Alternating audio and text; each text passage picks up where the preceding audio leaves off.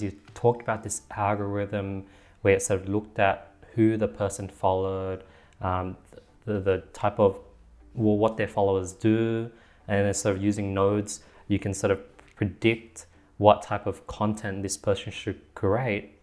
How did you build out this algorithm? Like, where do you start? How did you build out this development team? Tell me about that. That really intrigues me.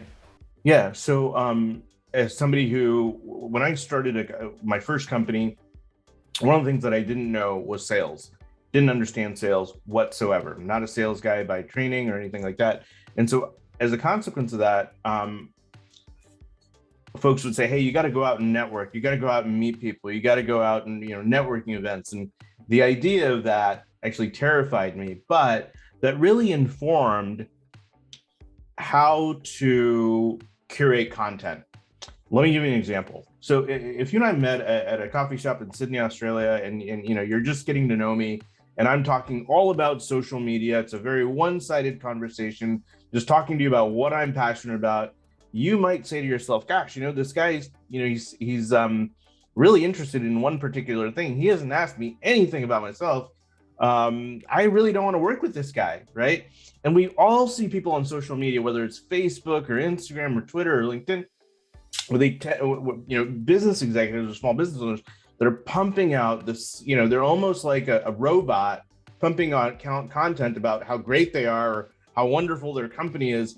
And that's not real. That's not how humans interact, right? Like if you and I met at let's say we did a redo of our coffee date, and you and I met at a coffee shop in Sydney or here in downtown Chicago, and we actually have a sincere, authentic conversation about what we like. Oh, we like algorithms. Oh, wow, that's really cool. Or, okay, I've got a 3-year-old kid. Oh, you got kids too? Okay, great.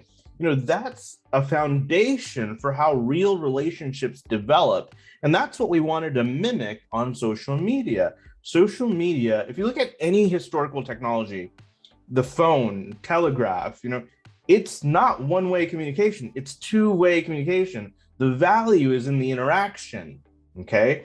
And so we wanted to build something that mirrors the audience.